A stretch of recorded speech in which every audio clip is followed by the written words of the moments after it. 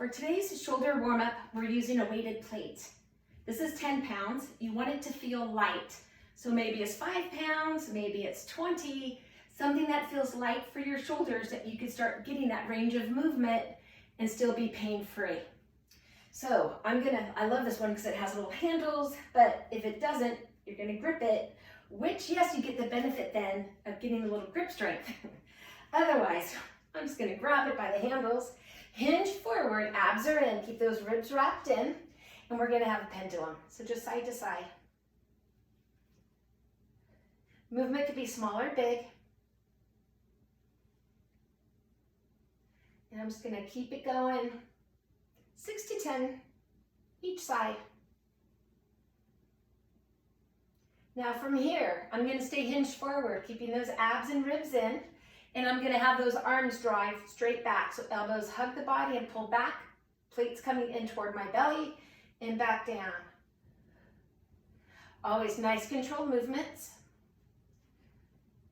Extending through the crown of the head. So that's a low row. Once I'm done with 6 to 10, I'm gonna have a high row. On the high row, as I pull up chest level, my elbows are gonna come out. So elbows out to the side, elbows out to the side. Still adding just a little pause on the top portion. Nice long back. If it doesn't feel good to hinge that far, maybe you're a little bit higher. So move with what works for your body. So after 6 to 10 of the high row, we're gonna go to a sword. So we're gonna have it low to high, moving through the shoulders, low to high. Maybe the movement is even smaller, but you are moving through the shoulders and not bending and straightening through the elbows. And think of your posture. Nice controlled movements.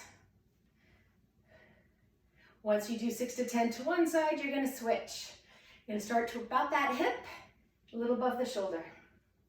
Again, range of movement that works for you and your shoulders. So 6 to 10 swords. From here, we are going to have a straight press out. So think about being nice and tall, keeping that chin tucked in, and you're gonna press straight out and bring it in. On this one though, you're standing tall instead of hinged forward.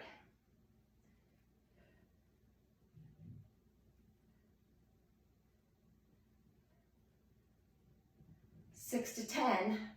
From there, we're gonna go right into an alternating halo. So the plate's gonna stay real close to your head and to your body. You're gonna have one direction, other direction. Really feel it in those shoulders. If you need to make it a little bit bigger and bring that motion a little bit away, again, work with what works for you. Yep, if you do a kettlebell, halo, same exact movement. Halo's a halo. So 6 to 10 in each direction. From here, we're gonna have straight arm press up. So, or extension really, because we're not pressing up. So again, think about that posture, ribs are in. We're gonna go overhead, control it as it lowers.